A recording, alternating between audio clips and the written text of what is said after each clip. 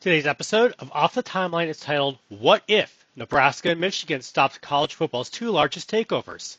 There are moments in sports that feel larger than games, moments that become mythology, a pass, a kick, a fourth down, a decision, and over time the details fade, but the mythology remains. For college football, two of those moments stand above almost everything else. Tom Osborne going for two against Miami, and Michigan losing their game against Ohio State in 2006, separated by 23 years, several miles, different eras, conferences, and programs. Yet somehow both moments helped shape modern college football. One helped launch Miami into legend. The other indirectly led to the launch of the SEC domination era. At least that's how we remember it. But what if both stories are wrong? What if Nebraska completes the two-point conversion in 1984? What if Michigan gets one more stop in Columbus in 2006? And what if those two changes don't create dynasties, but instead prevent two of the largest takeovers in college football history?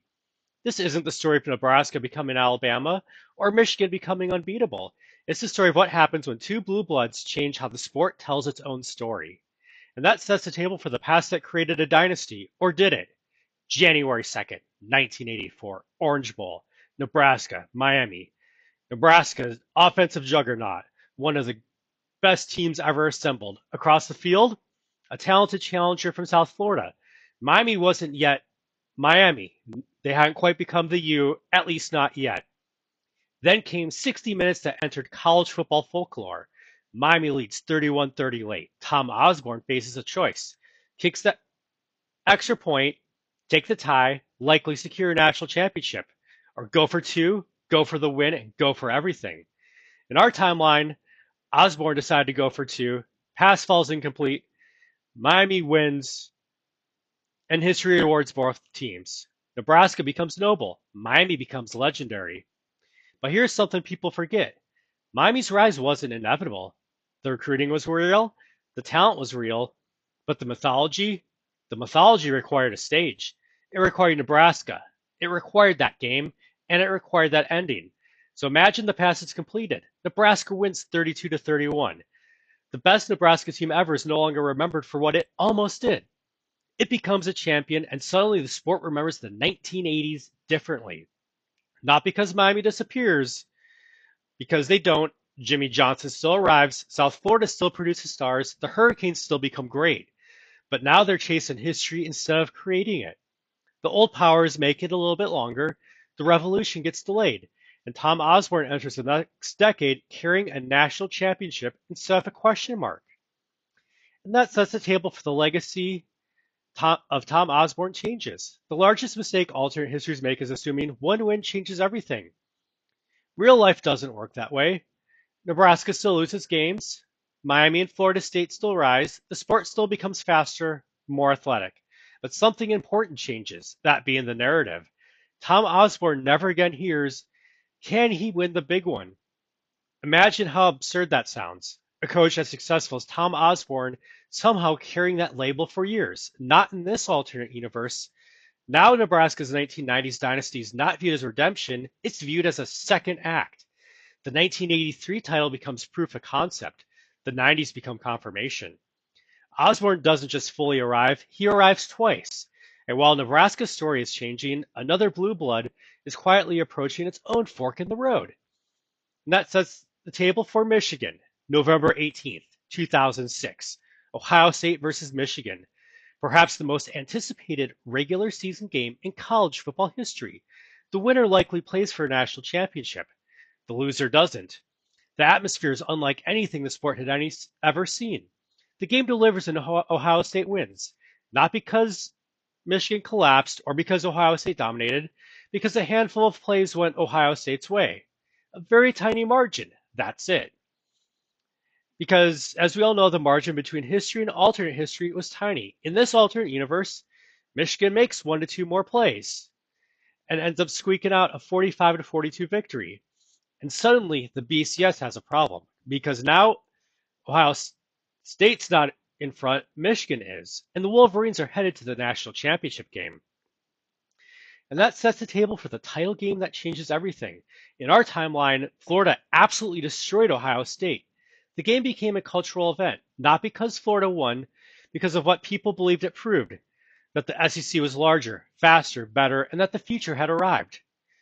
For years, that game was Exhibit A, the beginning of SEC dominance. But Michigan presents a very different challenge. With a differently built team, a team built to drag opponents into ugly football. Florida still has a very stacked roster, all the speed in the world, but instead of a coronation, the game becomes a battle and Michigan squeaks out a 27-24 victory.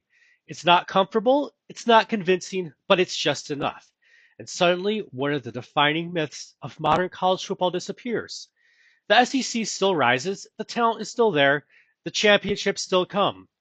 But now, there is no single night everyone points to and says, that's when everything changed. Because Michigan stopped the story from becoming that simple.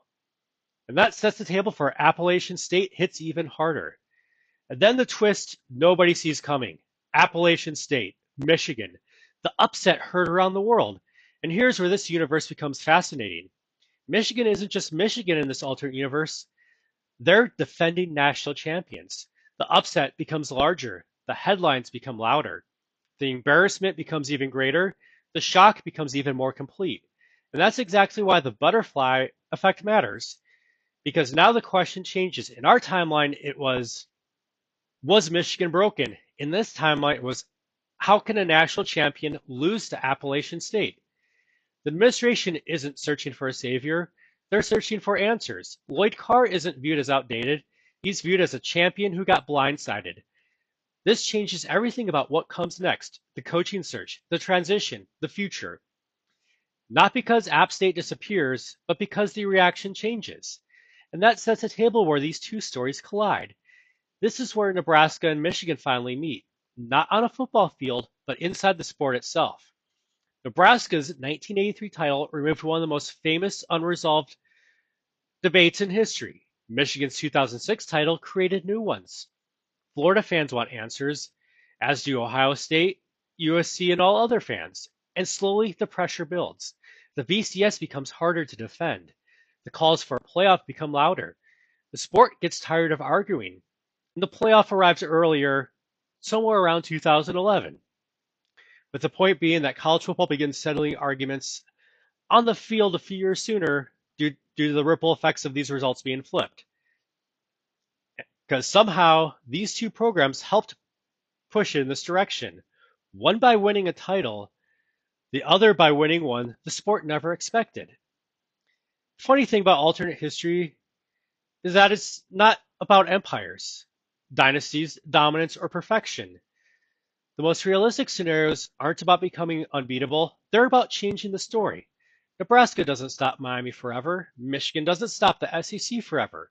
The future still arrives, just differently. A completed two-point conversion, one extra stop against Ohio State, two moments 23 years apart. And suddenly, the sport remembers itself differently. Tom Osborne becomes a champion sooner. Michigan becomes a champion again sooner. The playoff arrives earlier, the arguments change, the legends change, and maybe that's the lesson. College football has never been built on certainty. It's built on moments. And sometimes the largest changes don't come from entire seasons. Sometimes they come from a single pass and a single stop. Now, if you enjoyed this college football alternate history deep dive, hit like, comment, and subscribe. And I will see you in the next timeline.